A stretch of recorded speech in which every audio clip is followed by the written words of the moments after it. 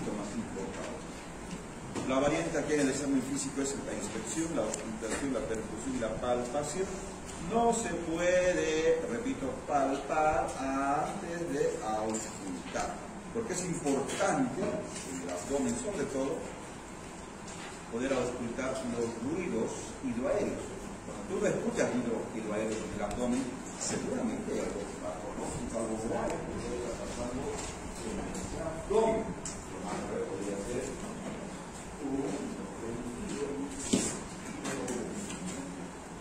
para mí.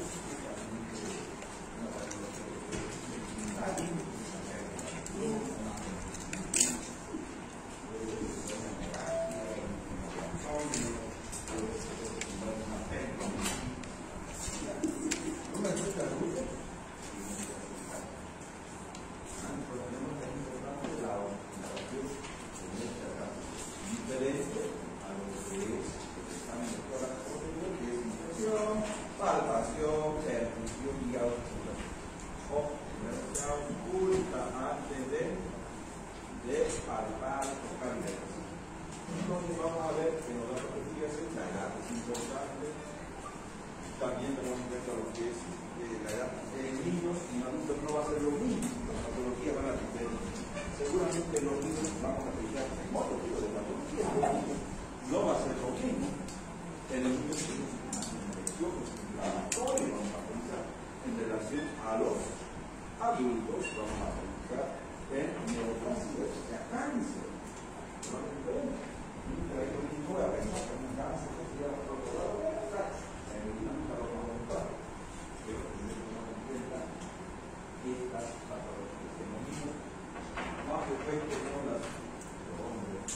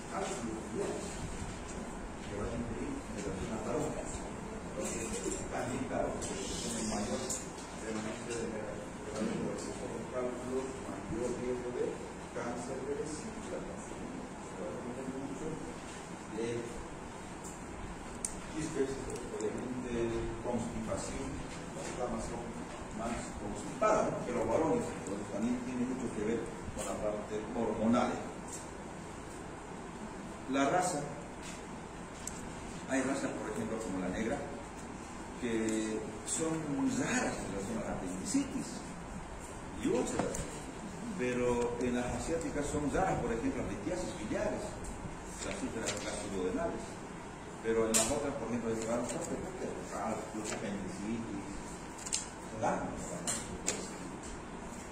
ocupación tiene mucho que ver, por ejemplo, los que están sometidos al plomo, pinturas, disolventes, etcétera, etcétera, úlceras pépticas, más gastroenteritis, hepatitis, cólicos. La intoxicación se llama saturnismo, ¿no? Por plomo. Los que están expuestos, por ejemplo, a ratas, sí, puede ser por la ocupación que tienen, por el trabajo que tienen, pilotos que están todo el día sentados, que tienen transporte pesado, viajan de una ciudad a otra ciudad, pues están igual sentados mucho tiempo. Los transportistas en realidad, ¿no? Tendencia a la hemorroides. Los de cuello blanco, ¿quiénes son? Pues personas que tienen altos cargos jerárquicos, gerentes de empresas, gerentes de una consulta de millones de dinero,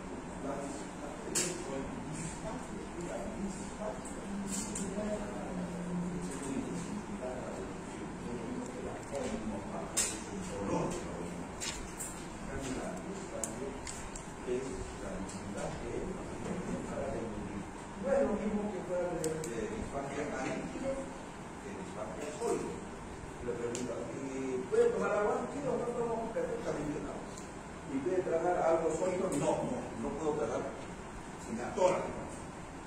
En cambio, un paciente que dice, doctor, no puedo tragar ni agua, tomo agua, se me atora, se me tranca. Este paciente tiene un trastorno funcional seguramente, porque ni agua que pueda pasar. Entonces tiene un trastorno funcional. En cambio, aquel que te dice que sí paso el agua, pero no puedo pasar los sólidos, seguramente es un trastorno mecánico. Hay algo que está imposibilitando que pueda deglutir. Entonces, tiene mucho que ver en ese sentido. Entonces, la obstructiva mecánica para sólidos al inicio, la motora o neuromuscular para sólidos y líquidos, ni líquido puede pasar. Entonces es más que todo funcional y sobre todo es más mecánico, hay algo que está ocurriendo.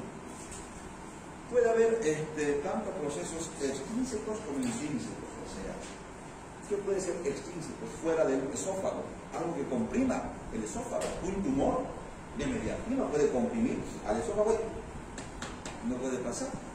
¿Sí? O algo intrínseco, que hay un tumor dentro de la luz del esófago. ¿Verdad? Se refiere intrínseco o extrínseco. Entonces, todo proceso extrínseco fuera del esófago, algo que comprima. El óseo, un tumor de mediastino, acá hay baja mediastinales. Si acuerdan, acá puede haber las famosas cuatro T, por ejemplo, tumor de timo, tiroides, teratoma, terrible linfoma, o en el mediastino medio también podría, dependiendo, darse los linfomas y demás, ¿no? Y el tipo de Senker, vasos aberrantes y demás. En cambio, procesos intrínsecos que está en la luz del esófago, en la luz. Tumores benignos malignos que podrían darse. ¿Qué tal si el paciente se deglutió sosa cáustica, lavandina? ¿Qué va a producir en la luz? Estenosis, bridas, estenosis, y va a disminuir la luz del esófago. Entonces, pueden ser estenosis cáusticas, pépticas, infecciosas. También, si este paciente tiene tendencia a esofagitis de forma crónica, va a producir disminución de la luz. Anillos de membranas, cuerpos extraños, impactados, claro que sí. En relación a la parte neuromuscular, tenemos trastornos motores primarios y también trastornos neuromusculares. Dentro de estos, uno que destaca generalmente en los trastornos neuromusculares, generalmente destaca lo que es, dentro de los primarios, la acalasia. Van a ver que hay bastantes pacientes que tienen acalasia. Estos pacientes con acalasia, ¿qué pasa? Lo que pasa es que con un trastorno neuromuscular, el esfínter inferior, aumenta tanto el tono que la altura de glúteos no pasa hacia el estómago, porque ese esfínter es único, o sea, cierra, no pasa. ¿Dónde se queda bien? En el estómago. Mega estómago. Además de eso, como los alimentos que quedan en el estómago, el paciente puede dormir en la noche, se duerme, ¿qué pasa? Y hace microaspirados, se broncoaspira, probablemente, y hace neumonías a repetición. Y el paciente no viene por el problema digestivo, viene por la neumonía. Doctor, le da cada vez neumonía. ¿Pero qué pasa? ¿Por qué? Lo que pasa es que tiene una acalasia. Es un trastorno motor. Ojo, este paciente ni agua puede pasar. Doctor, no puedo tomar ni agua. Me atoro, me atraganto, ¿verdad? Entonces tiene mucho que ver eso. Espasmos esofágicos, difusos y muchos otros trastornos más que podrían conducir a esto. Los trastornos neuromusculares, por ejemplo, enfermedades neuromusculares, cutáneas, problemas puede ser miastenia, puede dar problemas, cualquier tipo de alteraciones que van al sistema nervioso central, la diabetes también puede producir, ¿no? A la larga, los pacientes que tienen alcoholismo crónico pueden producir cualquier tipo de estas alteraciones. Repito, si es funcional, es dificultad a la difusión de líquidos. Si es mecánico, generalmente al inicio, pues es algo mecánico, algo, un tumor, algo, ya sea intrínseco o extrínseco. Ahí está la disfagia, deglución difícil. Estos pacientes pueden ser tanto a sólidos como a líquidos. Ya saben cómo diferenciar. Orinofagia es la deglución dolorosa. No puedo tragar, me duele al tragar. Generalmente se da en pacientes que tienen problemas en la orofaringe, una faringitis, una amigdalitis o ingestión de cualquier tipo de sustancias irritantes, cáusticos y demás. La regurgitación, recordar que estos pacientes, miren, ven, hay un bebé. Normalmente los lactantes hacen esto, ¿no? Normalmente los lactantes. Fisiológicamente el lactante hace una regurgitación, no es que están con náuseas y vomitan, no. Normalmente el contenido gástrico va a retornar por la boca, ¿no? Sin náuseas ni esfuerzos de vómito. No hay en este caso, no tienen los bebés, directamente hacen una regurgitación. Puede haber en ese tipo de pacientes acompañado de pirosis. Pirosis es dolor retroesternal de tipo urente. También se puede dar a esta la pirosis ardor epigástrico o acidez. El paciente dice, doctor, tengo una acidez, una vinagrera, me quema, como algo agrio, ácido. Estamos frente a una pirosis, ¿no? Sabor oral amargo, dialismo, reflejo, o sea, el paciente empieza a tener más saliva, ¿no? Signos de hipotonía esofágica distal. Estos pacientes generalmente pueden tener algún tipo de reflujo gastroesofágico, hernia hiatal, gastrectomías extensas y demás. ¿Qué refiere? Un dolor, un ardor en la región epigastrio, la región retroexterna, una herida que le va ardiendo, la palabra el paciente indica, ¿no? Los eructos, recordar que estos eructos es la expulsión violenta y ruidosa de gases, normales si son únicos, ¿sí? Inodoros, o sea, sin olor, o de sabor y olor a los alimentos que ha ingerido, ¿no? Que son normales. Pero pueden ser anormales si este paciente tiene, por ejemplo, un aspecto o un olor fétido. El gusto que tenga fétido, algo está pasando con ese paciente. Quiere decir que los alimentos se están fermentando en el estómago, o en el esófago podría ser. Entonces, ¿qué es lo que está pasando? Secundario a qué? A una estenosis pilórica. No está pasando los alimentos hacia el intestino, se están fermentando acá, ¿no? Agrios, fermentación gástrica, fecaloideos. Puede ser también que tenga una fístula, o sea que tenga una perforación, si quiere, entre el estómago y el colon. Y está pasando del colon al estómago, las heces prácticamente. Y tiene ese aspecto fecaloideo, una fístula gastropólica. Se acompaña de pirosis, además de regurgitación. Ahí se puede ver. ¿Cómo se llama este personaje? Del hombre. Náuseas, sensación desagradable de inquietud gástrica. La gente tiene náuseas, sí. En ciertas circunstancias pueden ser normales, claro que sí, son normales. En algunos pacientes pueden ser intensos, incontrolables, claro que sí. Recordar que puede haber acompañado de diaforesis. Dialismo, ¿qué es dialismo? Muy bien. Arritmia respiratoria, ¿sí? Puede ser tanto preprandiales o postprandiales, antes o después de los alimentos, dependiendo, ¿no? Preprandiales, gastritis aguda y crónica, cualquier tipo de gastritis. Recuerda que la gastritis es una inflamación de la mucosa gástrica. Los ascaris podrían producir postprandiales, atonía y hipotonía gástrica, estado nauseoso, cáncer gástrico, sí, si es consecutivo, no tiene que ser cáncer, ¿no? De todas maneras, en algunas de las circunstancias podría ser normal, estar con náuseas, puede ser o no normal, ¿sí? Las náuseas pueden ir acompañadas de vómitos, las mujeres embarazadas también, normal. Vómitos, es un acto reflejo que se va a dar. por la expulsión abrupta por la boca del contenido gástrico. Puede o no ser prevenido de las náuseas, donde no está acompañado, ¿en qué patología no está acompañado de náuseas? Vómitos en escopeta, en un síndrome de hipertensión intracraneal. Cuando hay hipertensión endocraniana, el paciente no tiene náuseas, directamente vomita, vómitos en escopeta, ¿no? Entonces, pero después normalmente se acompaña los vómitos con náuseas. Cualquier patología digestiva podría llevarnos a náuseas.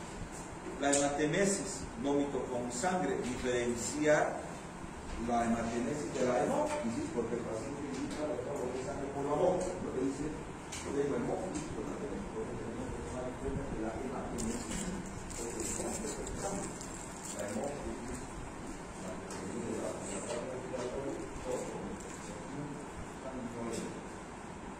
la hematemesis es proveniente de la vía digestiva, que viene con sangre, con sangre. Recordar también no la patología los vómitos, como la hemófisis, muchísimas patologías de tuberculosis, la hemófisis, la tuberculosis, cáncer de pulmón, tromboembolia pulmonar, tuberculosis, patologías que van a producir bronquiectasia y muchas otras patologías. En cambio, la hematemesis puede ser de producir las gástricas, las varices esofágicas, cáncer gástrico, erosiones de la mucosa, unidades sanguíneas, tracolopatías, un paciente que tiene un tiempo de determinado prolongado. ¿Cuánto es este prolongado? El tiempo que tenga menos de 50 de actividad, algo de filtración sanguínea. Plaquetas, ¿cuánto es normal? Imaginen que tenga 40.000, 30.000 de plaquetas, puede dar pero en hematemesis es importante tomar en cuenta que antes, por ejemplo, para los pacientes que tenían vómitos con sangre, que hacían una hemorragia digestiva alta, ¿qué se les hacía a los pacientes con operados? ¿Qué se hace? Como que la hematemesis. No había tratamiento. A un paciente que vomita con sangre, ¿qué hacen? MPO, nada por vía oral. Después le hacemos dar una vía, por ahí está sangrando mucho, se va a descompensar, va a dar un shock hipovolémico. Claro, vía, ¿no? Vías, dos vías, glándulas gruesas, por lo menos una glándulas 20, por lo menos. Una 20 si es posible, 22 un poco delgado, podría ayudar con dos vías. Entonces podemos dar dos vías porque el paciente puede morirse con un shock hipovolémico, puede fallecer. A veces son tantas las úlceras y vomita y vomita y vomita y empieza, o son varices esofágicas más complicadas, ¿no?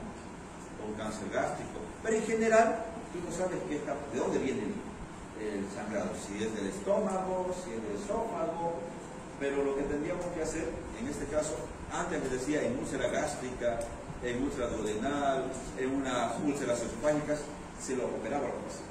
O lo que hacías, tratar de parar la hemorragia, era hacer los famosos, una zona nasogástrica, introducir soluciones fisiológicas frías, para que haya vasoconstricción y no sangre más. Pero eso pasó. Actualmente no se hace eso. Pero antes sí no había medicamentos para parar el sangrado. Zona nasogástrica, soluciones frías, fisiológicas, fría, para que busque vasoconstricción. Actualmente, desde que ya llegó los medicamentos, tanto la ranitidina como el omeprazol, ¿cómo actúa la ranitidina? Lo que es interesante, ¿no? La historia de los pacientes con úlcera gástrica, gastritis, que antes tenían que operarse las úlceras. Ahora ninguna úlcera, no sé, que te perfora. Si te perfora, claro, tienes que entrar, tienes un operatorio, que tienes que entrar inmediatamente. A ver, ¿por qué llama farmacología? H2. Ah, muy bien. ¿Cómo? A ver, en los receptores H2. Muy bien. Entonces, desde que tenemos la ranitidina, por ejemplo, famotidina y demás, cinetidina, no se operan, ya son bloqueadores H2. Los receptores H2 van a bloquear. ¿De qué? Para inhibir la liberación de ¿qué? Ácido clorhídrico. Ácido clorhídrico, los bloqueadores H2. Sí. Justamente los receptores de histamina. Entonces, ya no, estos pacientes con la llegada de la ranitidina, pues, ya no se operan. Ya con bloqueadores H2. Pero mejor que estos son, por ejemplo, los inhibidores de bombas de protones. Lansoprazol, sí, pantoprazol, omeprazol, esomeprazol, que son varios los medicamentos y todos hay en el mercado. Pero el mecanismo de acción es mucho mejor todavía que la ranitidina, pues, que los bloqueadores H2. ¿A qué se acuerda usted? Porque llega a cerrar todo de la base. O sea, hay distintos factores que ayudan y bajan, y ya en el juego de omeprazol actúa directamente en la bomba. ¿Está bien? Sí. Cierra ahí y ya por eso ya no hay más liberación. Muy bien, sí. Evidentemente, es interesante, ¿no? Que digamos,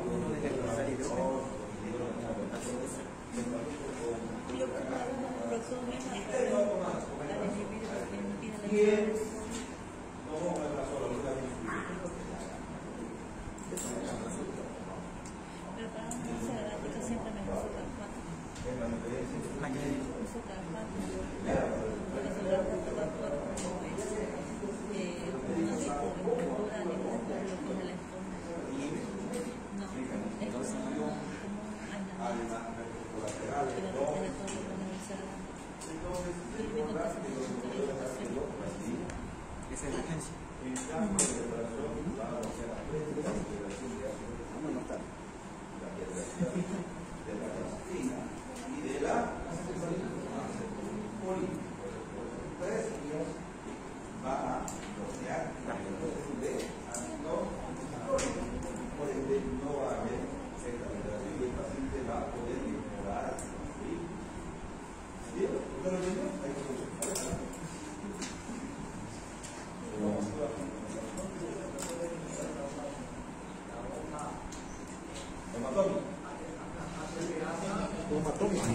Qué bendición.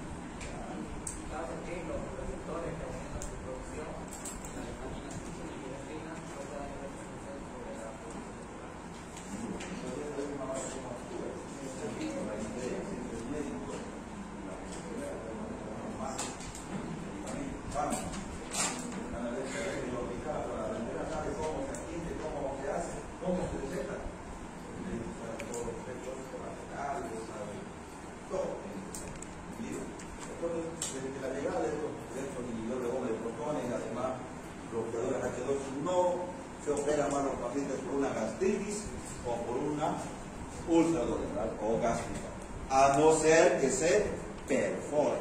Ahí te da pues hemorragia, neumoperitonio, neumoperitonio y demás. Bueno, sigamos. Entonces ya sabemos que la hematemesis también va a ser un signo que nos va a acompañar a la hemorragia digestiva alta. Indica hemorragia gastrointestinal alta. ¿Dónde es el límite para decir alta o baja?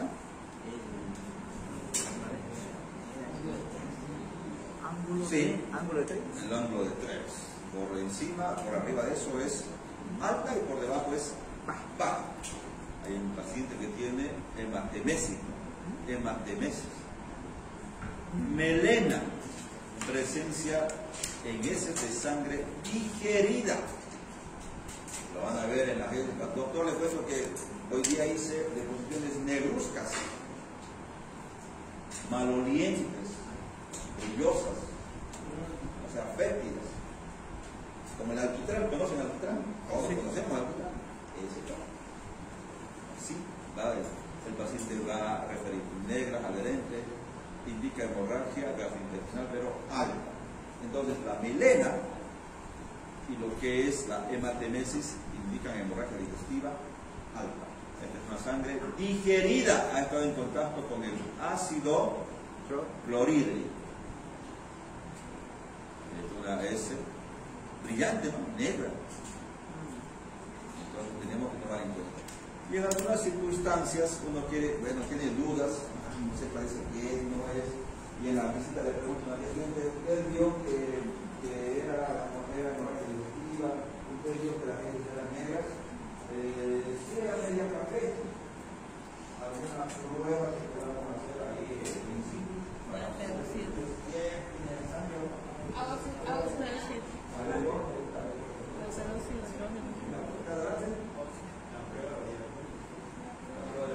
¿Qué se hace en la prueba de Guayaco?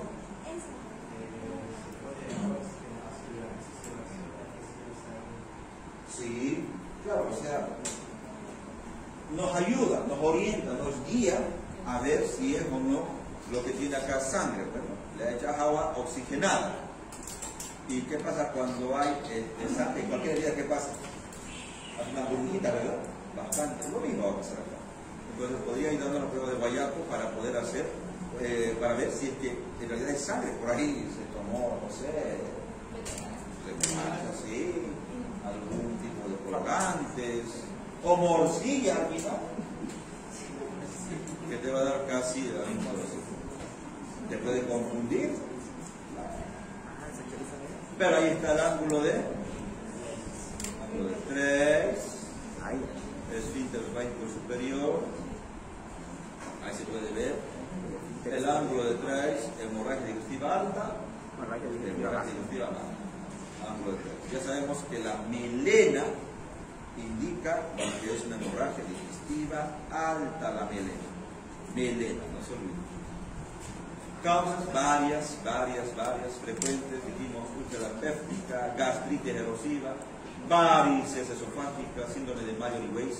¿Por qué se caracteriza el síndrome de Mallory-Weiss? Cuando hay una ruptura de esófago. A ver, vamos a hablar. Cuando hay un desgarro a nivel de la pared del esófago. Ya, pero ¿por qué sería eso? Puede ser por tomar un ácido, sustancias muy ácidas. Ya, puede ser, algo más. Ya, puede ser. A ver, ¿alguien más? Síndrome de Mallory-Weiss, ¿por qué se produce? A ver, para atrás. Síndrome de Mallory-Weiss. Laceraciones de esófago. Vamos, para atrás. ¿Por qué se da síndrome de Mallory-Weiss? Mallory-Weiss. Síndrome de Mallory-Weiss.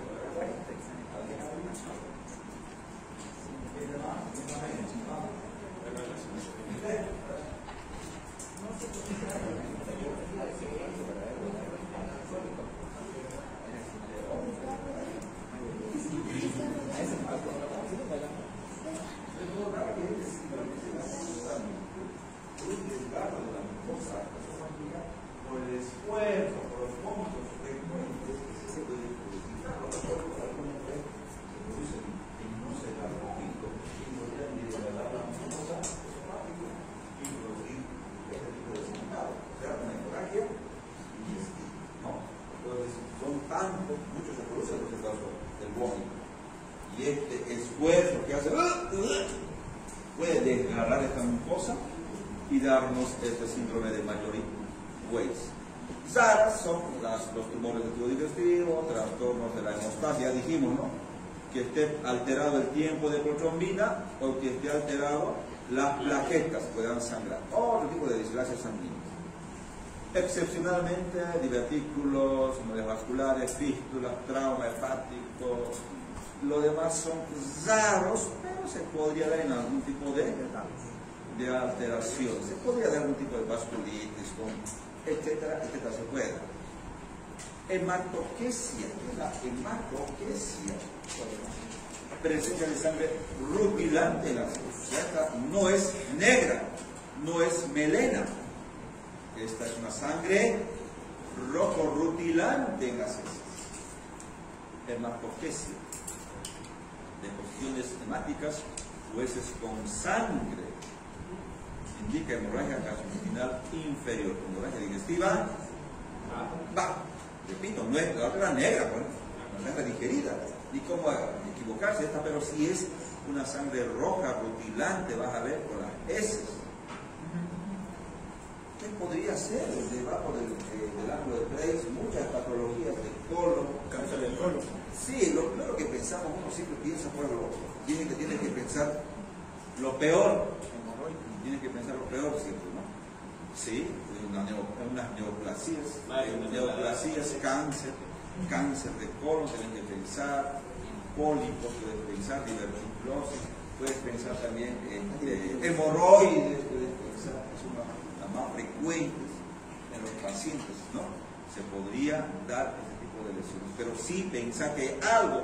En la primera, ¿qué podríamos hacer en la hemorragia digestiva alta? Una endoscopia digestiva alta. En una hematoquesia, ¿qué estudio tendría que hacer? La colonoscopia para verificar por qué sangre. ¿Qué hace esta endoscopia? ¿Crees que puede ya dar un diagnóstico más o menos? Doctorita, doctor, le cuento que estoy vomitando con sangre. Tiene omeprazol, ranitidina, controlaremos. Ya tenemos que pensar que tiene que hacer una endoscopia digestiva. Doctor, estoy haciendo deposiciones con sangre. Yo creo que hay que ver si no son hemorroides, si no hay nada por la parte periférica, debe haber algo en el colon, colonoscopia. Ya tenemos una idea de acuerdo a los signos y síntomas que el paciente puede manifestar. La diarrea, ¿qué es la diarrea? El aumento de ¿qué? Del volumen con disminución de la consistencia fecal. Nosotros les cuento que normalmente voy al baño 2 veces. Las damas normalmente van 1 o 2 por día, pero los hombres pueden 3 o 4 veces generalmente. El hábito, lo que es el ritmo catártico del hombre generalmente no es, digamos, tan espaciado. Hay damas que van cada día, cada 2 días, es normal, se van a dar cuenta. O sea, puede alterarse dependiendo a eso. En relación a la diarrea, repito, es el aumento del volumen.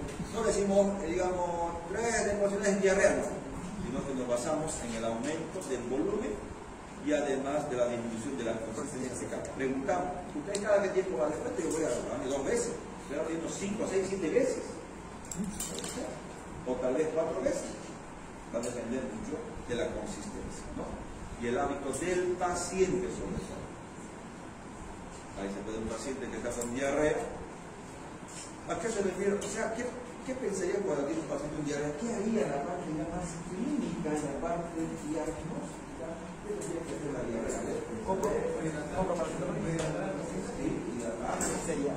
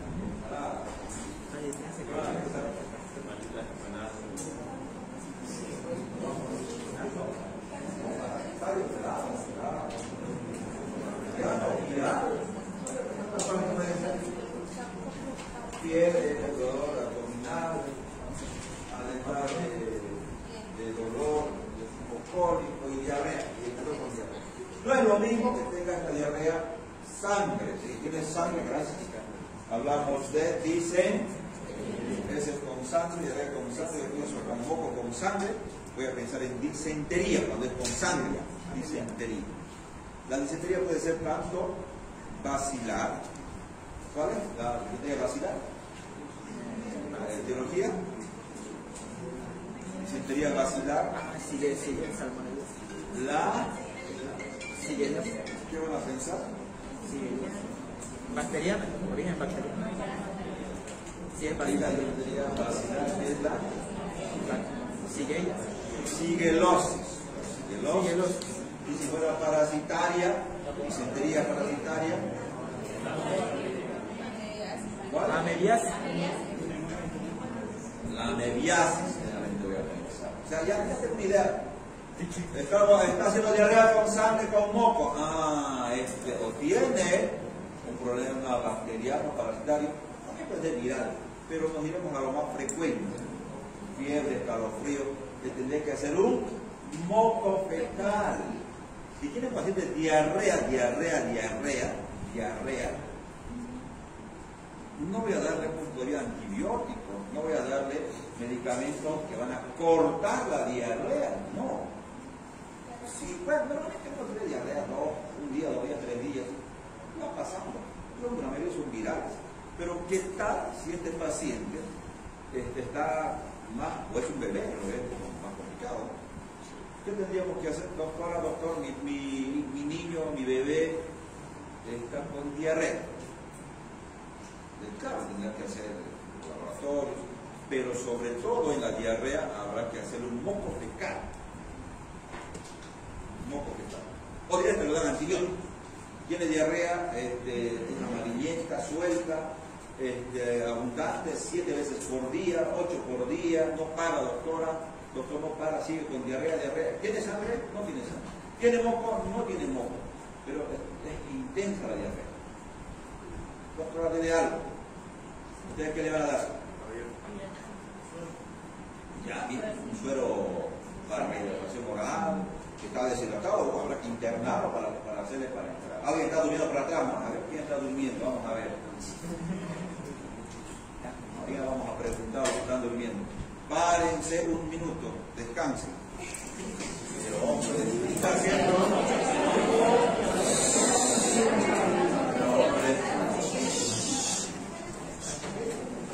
Estamos en la parte de se jugó, estamos hablando de diarrea. Correcto. ¿Qué hacemos cuando tiene un paciente diarrea? O sea, es frecuente y van a ir a la consulta, le van a consultar, doctor, el niño tiene diarrea, ¿qué hacemos? Ustedes le dan antibióticos. Mal. Tenemos que saber realmente, lo primero que tenemos que hacer es determinar si esta diarrea es de origen bacteriana. Si es bacteriana, antibióticos, si no. La gran mayoría de la diarrea no son bacterianas. La gran mayoría no son bacterianas. Son transgresiones, son virales y generalmente no damos ningún tipo de antibiótico. Entonces, ¿qué tenemos que hacer? Moco fecal. El moco fecal te va a decir si tiene diarrea, es una diarrea de origen bacteriano infecciosa. Vas a ver que está predominio va a haber leucocitos y va a haber polimorfos nucleares. Pero no den antibióticos, no. Peor, antidiarreicos, no. Porque lo primero que uno hace va a la madre, doctor tiene diarrea. Uno se intenta para darle antibiótico y darle antidiarreico. Porque uno quiere calmar la diarrea, pues. Pero el problema es que recordar que esto es un mecanismo de defensa que está haciendo que el niño tenga diarrea. Pero el problema es que lo deshidrata, evidentemente. Lo deshidrata al ácido, pero tenemos que hidratar. ¿Sí? Podemos darle, como dijeron, por ahí un probiótico tipo Florestor, una maravilla. Pero Florestor, para lo mismo, volar. ¿Qué más podemos dar?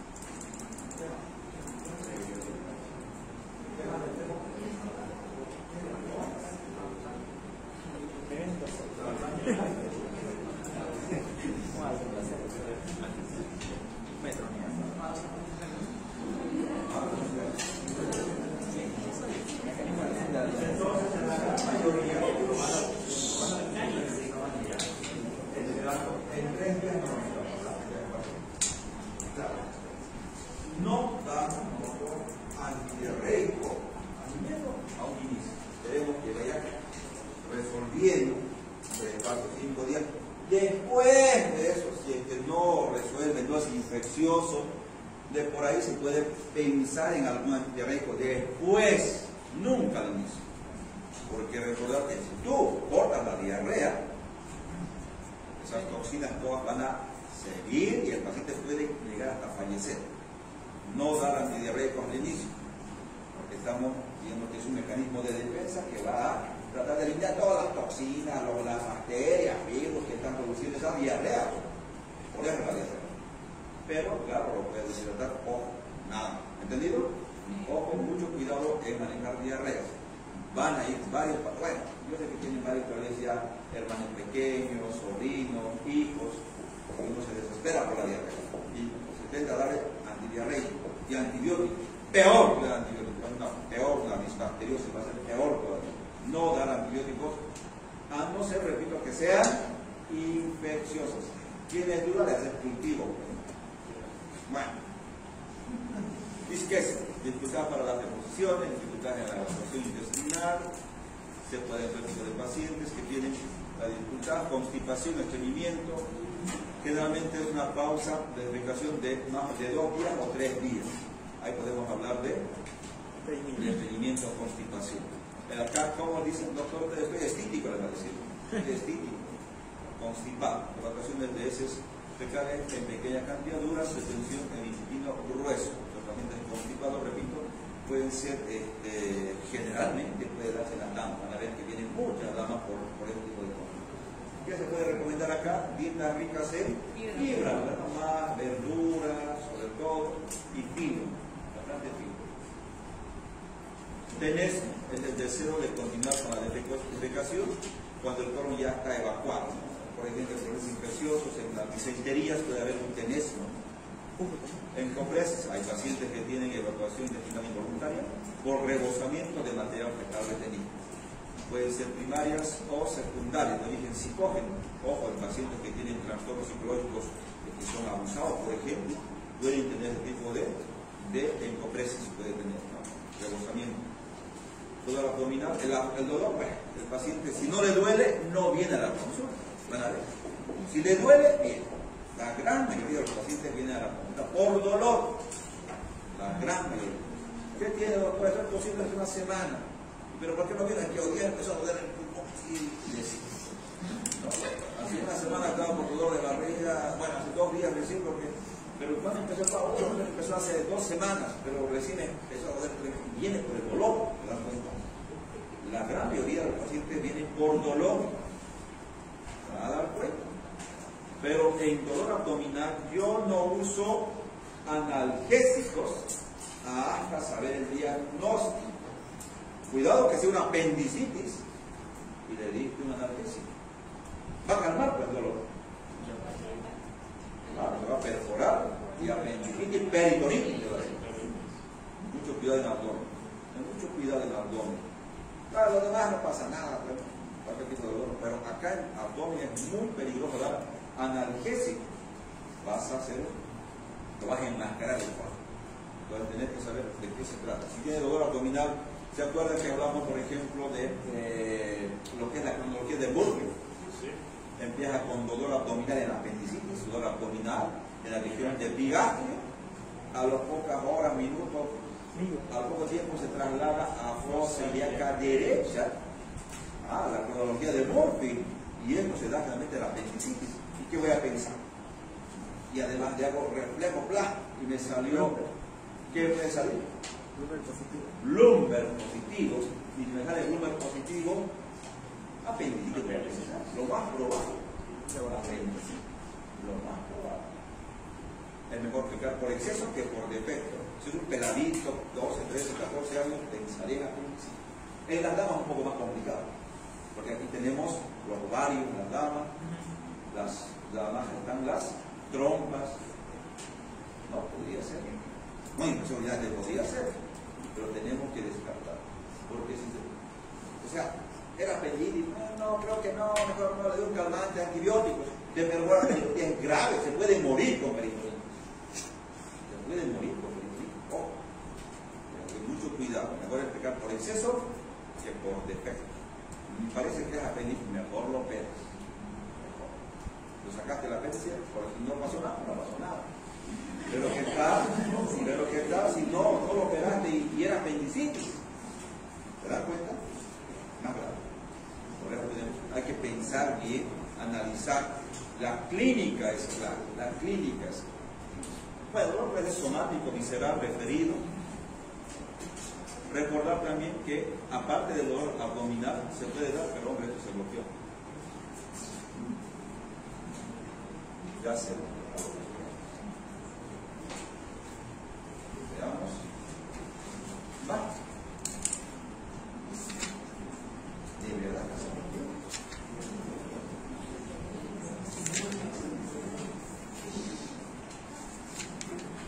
Hay un hacker, no sé qué se bloqueó de verdad. Ahora sí, no se olviden la clásica Alicia o clásico anti-liebre.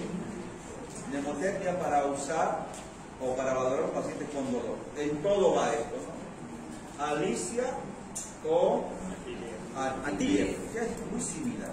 Varía algo, digamos, aparición, localización, intensidad, el carácter, irradiación y el alivio o aumento con algunos cambios de medicamento, cambios de exposición y demás.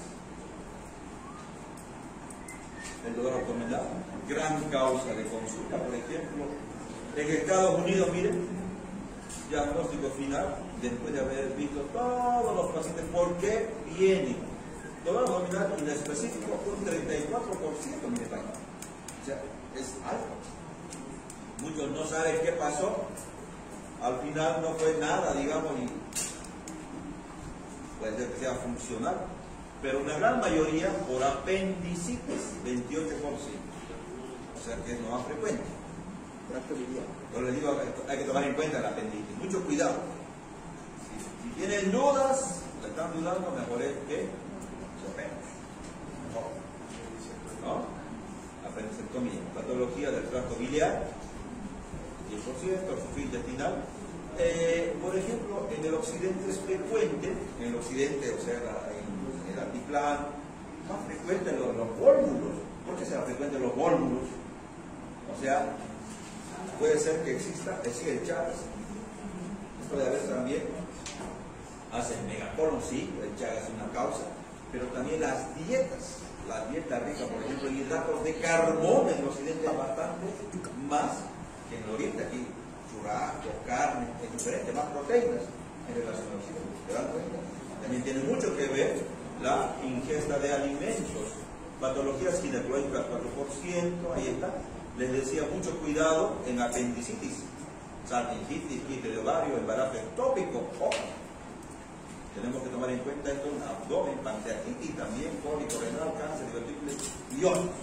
Entonces, pero de todos estos le tenemos miedo al apendicitis, ¿no?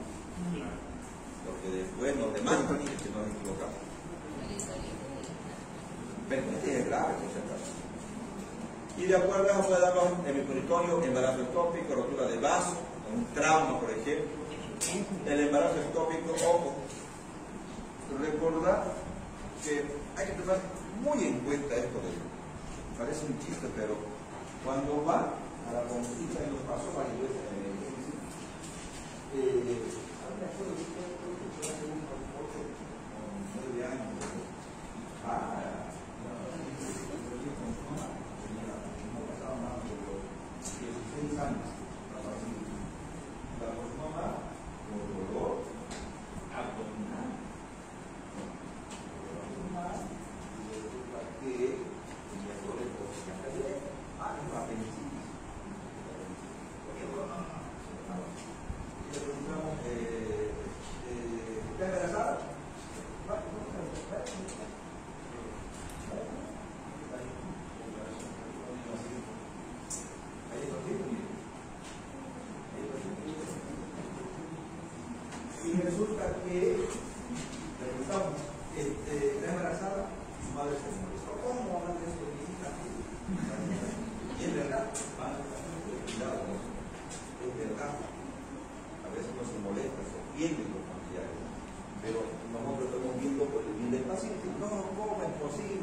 No puede ser como hablar de mi hija, no responde.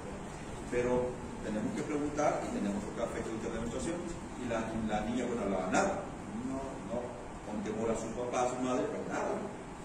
Pasó y bueno, hagamos todo. Por protocolo tenemos que hacer el examen, el test para embarazo, en este caso el sangre, bueno, no que de orina, pues no tan específica, pero sin sangre flaca. Y resulta que se positivo. Y estaba empezando a hacer ya, empieza a sangrar, hace un shock hipovolémico, se puede morir, es grave, es grave. Imagínense, ten mucho cuidado en las damas en esta parte, ¿no?, del embarazo ectópico. A ver, un poco de tino al hablar, pero siempre hacemos en la mujer prueba de embarazo. ¿Listo? Pero le digo, no se las crea a las damas, pero si están con el temor de que se están embarazadas. Mucho cuidado. Les puede pasar. ¿No? Imagínense, no está hablando, debe ser toda una infección urinaria antibiótico. Se muere. Puede morir. Hay mucho cuidado. Pareciera chiste ahora, pero cuando sean médicos ustedes van a asumir la responsabilidad. ¿Listo? Mucho cuidado en ese sentido. Extraperitoneales, miren, no solamente el dolor abdominal es por un problema abdominal, neumonía y radiación. Una neumonía basal. Una neumonía basal te va a dar dolor en el abdomen. Y no tenía nada del abdomen, era una neumonía. Tromboembolia pulmonar, infarto de miocardio. Cuando es de cara inferior el infarto, hay aquí gástrico, te irrata el dolor. Ya ven, te equivocas. Debe ser gastritis, que era un infarto de miocardio. ¿Te das cuenta? Mucho cuidado en eso. Pericarditis, insuficiencia cardíaca. En la parte urinaria, pielonefritis, cólico renal, infarto renal, acidosis metabólica puede ser, insuficiencia renal, herpes zóster en la parte neurológica, o sea, mucho cuidado, puede ser que sea con un problema abdominal. Vamos a dejar para la próxima la fotografía abdominal.